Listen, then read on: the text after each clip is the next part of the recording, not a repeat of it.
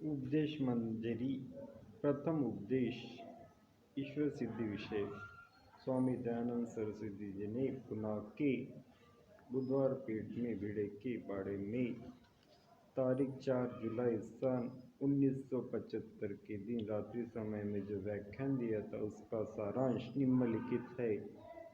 ओम शन्न मित्रम ओम शन्न मित्रः शं वरुणः शन्नो भवतिर्मा शन्नो इंद्र बृहस्पतिः शन्नो विष्णुरुक्रमः। नमो ब्रह्मणे नमस्ते वायो तमेव प्रत्यक्षं ब्रह्मासि त्वामेव प्रत्यक्षं ब्रह्म वदिष्यामि ऋतं वदिष्यामि सत्यं वदिष्यामि तन्मामवतु तद् वक्तारं वतु अवतु माम अवतु वक्तारम इत्यादि पाठ स्वामी जी ने प्रथम कहा। ओम यह ईश्वर का सर्वोत्कृष्ट नाम है क्योंकि इसमें उसके सब गुणों का समावेश होता है। प्रथम हमें ईश्वर की सिद्धि करनी चाहिए, उसके पश्चात धर्म प्रबंध का वर्णन करना योग्य है, क्योंकि सती कुंडे चित्रम इस न्याय से जब तक ईश्वर की सिद्धि नहीं होती तब तक धर्म व्याख्यान करने का अवकाश नहीं है। स परेगा शुक्रम अकायम अव्रणम अस्नाविनम अशुद्धम शुद्धम पाप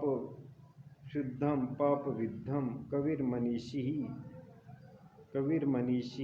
परिभु स्वयंभूर या तत्तुर्थान वेदधात शाश्वतिभ्यः समाभ्यः न तस्य कार्यकरणं च परास्य शक्ति विविधैव श्रूयते स्वाभाविकी ज्ञान बल क्रिया च। ये वाक्य कहकर स्वामी जी ने इसकी व्याख्या की। मूर्ख देवताओं में ये गुण नहीं लगते, इसलिए मूर्ति पूजा निषिद्ध है। इस पर कोई ऐसी शंका करते हैं कि रावणादिकों के सदृश दुष्टों का पराभव करने के लिए भक्त को मुक्ति देने के अर्थ अवतार लेना चाहिए, इसको ईश्वर को। परंतु ईश्वर सर्वशक्तिमान है, इससे अवतार की आवश्यकता दूर होती है, क्योंकि इच्छा मात्र से वह रावण जैसों का नाश तो कर सकता है। इसी प्रकार भक्तों की उपासना करने के लिए ईश्वर का कुछ आकार होना चाहिए, ऐसा भी बहुत से लोग कहते हैं। परंतु यह कहना भी ठीक नहीं, क्योंकि शरीर स्थित जो जीव है वह भी आकार रहित है, यह सब कोई मानते हैं। अर्थात वैसा आकार न होते भी हम परस्पर एक दूसरे को पहचानते हैं। अप्रत्यक्ष कभी न देखते हुए भी केवल गुणानुवादों ही से सद्भावना और पूज्य बुद्धि अदृष्ट मनुष्य के विषय में रखते हैं, उसी प्रकार ईश्वर के संबंध में भी नहीं हो सकता। यह कहना ठीक नहीं है। इसके सिवाय मन का आकार नहीं है। मन द्वारा परमेश्वर ग्राह्य है, उसे जड़ इंद्रिय ग्राह्यता लगाना यह अप्रायोजक है। श्री कृष्ण जी एक भद्र पुरुष थे, उनका महाभारत में उत्तम वर्णन किया हुआ है, परंतु भागवत में उन्हें सब प्रकार की दोष लगाकर उनकी दुर्गुणों का ढिंढोरा पीटा है। ईश्वर सर्वशक्तिमान है। इस शक्तिमान का अर्थ क्या है? कर्तुम अकर्तुम अन्यथा कर्तुम ऐसी शक्ति में तात्पर्य नहीं है, किंतु सर्वशक्तिमान का अर्थ न्याय न छोड़ते हुए काम करने की शक्ति रखना, यही सर्वशक्तिमान से तात्पर्य है। कोई कहते हैं कि ईश्वर ने अपना बेटा पाप मोचनार्थ जगत में भेजा, कोई कहते हैं कि इस पैगंबर को उपदेशार्थ भेजा। सो यह सब कुछ करने की परमेश्वर की कुछ भी आवश्यकता न थी, क्योंकि वह सर्वशक्तिमान है। बल, ज्ञान और क्रिया यह शक्ति के प्रकार है। बल, ज्ञान और क्रिया अनंत होकर स्वाभाविक भी है। ईश्वर का आदि कारण नहीं है। आदि कारण मानने पर अनवस्था प्रसंग आता है। आदि कारण मानने पर अनवस्था प्रसंग आता है। निरीश्वरवाद की उत्पत्ति सांख्य शास्त्र से हुई प्रतीत होती है, परंतु सांख्य शास्त्रकार कपिल मुनि निरीश्वरवादी न थे। उनके सूत्रों का आधार लेकर कपिल निरीश्वरवादी थे ऐसा कोई कहते हैं, परंतु उनके सूत्र का अर्थ ठीक ठीक नहीं किया जाता। वे सूत्र निम्नलिखित है। ईश्वरा सिद्ध है, मुक्तबद्धयोर अन्यतरा भावान्नः तत्सिद्धि उभयथाप्य सत्करत्वं मुक्तात्मनः प्रशंसा उपासनादि सिद्धस्य वा इत्यादि। परंतु सूत्र साहचर्य से विचार करने पर ईश्वर एक ही है, दूसरा ईश्वर नहीं है ऐसा भगवान कपिल मानते थे, क्योंकि पुरुष है ऐसा उनका सिद्धांत था। वही पुरुष सहस्र शीर्षादि सूक्तों में वर्णन किया हुआ है, उसी के संबंध में वेदः मितम पुरुषम महांतम इत्यादि कहा हुआ है। प्रमाण बहुत प्रकार के हैं। प्रत्यक्ष, अनुमान, उपमान, शब्द इत्यादि। भिन्न भिन्न शास्त्रकार प्रमाणों की भिन्न भिन्न संख्या करते हैं।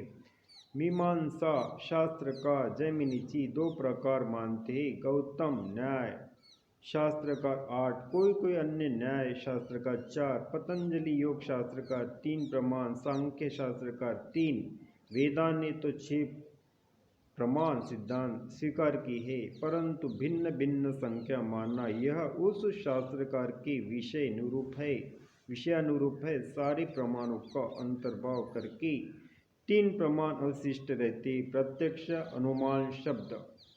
इन 3 प्रमाणों की लापिका कर ईश्वर सिद्धि विषय प्रयत्न करते समय प्रत्यक्ष की लापिका करने के पूर्व अनुमान की लापिका करनी चाहिए, क्योंकि प्रत्यक्ष का ज्ञान बहुत ही संकुचित और क्षुद्र है। एक व्यक्ति के इंद्रिय द्वारा कितना ज्ञान हो सकता है? प्रश्न चिन्ह। अर्थात बहुत ही थोड़ा हो सकता है। इससे प्रत्यक्ष को एक ओर रखकर शास्त्रीय विषयों से अनुमान प्रमाण ही विशेष गिना गया है। व्यवहार के लिए अनुमान आवश्यक है। अनुमान के बिना भविष्य के व्यवहारों के विषय में हमारा जो दृढ़ निश्चय रहता है वह निरर्थक होगा। कल सूर्य उदय होगा यह प्रत्यक्ष नहीं, तथापि इस विषय में किसी के मन में तिल मात्र की भी शंका नहीं होती। अब अनुमान के 3 प्रकार है। शीर्षवत, पूर्ववत, सामान्य तो दृष्टम। पूर्ववत अर्थात कारण से कार्य का अनुमान, शीर्षवत अर्थात कार्य से कारण का अनुमान, सामान्यतः दृष्टम अर्थात संसार में जिस प्रकार की व्यवस्था दिखाई देती है उस पर से जो अनुमान होता है वह। इन 3 अनुमानों की लापिका करने से ईश्वर, परम पुरुष, सनातन ब्रह्म, सब पदार्थों का बीज ऐसा सिद्ध होता है। रचना रूपी कार्य दिखता है। इस पर से अनुमान होता है कि इस सृष्टि को रचने वाला अवश्य कोई है।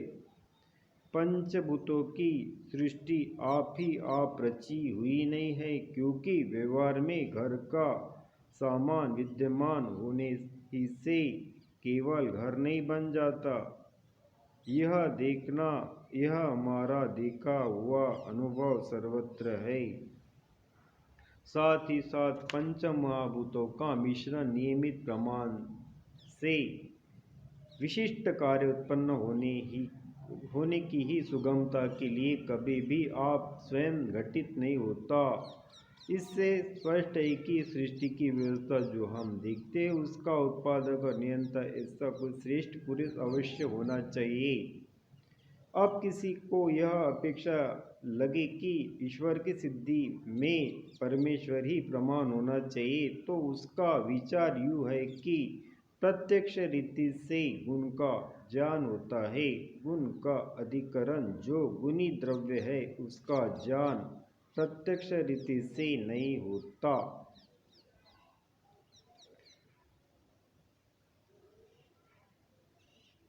इसी प्रकार ईश्वर संबंधी गुण का ज्ञान चेतन और अचेतन सृष्टि द्वारा प्रत्यक्ष होता है।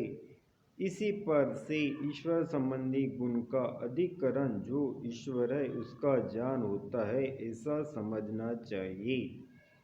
हिरण्यगर्भः समवर्तताग्रे भूतस्य जातः पतिरेक आसीत् सदाधार पृथ्वीं द्यामुति मां कस्मै देवाय हविष्या विधेम। हिरण्यगर्भ का अर्थ शालिग्राम की बट्टियां नहीं है, किंतु हिरण्य अर्थात ज्योति जिसके उदर में है वह ज्योतिरूप परमात्मा, ऐसा अर्थ है। मूर्ति पूजा का पागलपन लोगों में फैला हुआ है, इसका क्या उपाय करना चाहिए? यह एक प्रकार की जबरदस्ती है। मूर्ति का आडंबर जैनियों से हिंदू लोगों ने लिया है। यत्र नान्यत पश्यति नान्यत शृणोति नान्यत विजानादि स भूमा परमात्मा। वह अमृत है और वही सबकी उपासना करने योग्य है। उससे जो भिन्न है वह सब झूठा है, वह अपना आधार नहीं है। ओम शांति ही शांति ही शांति ही।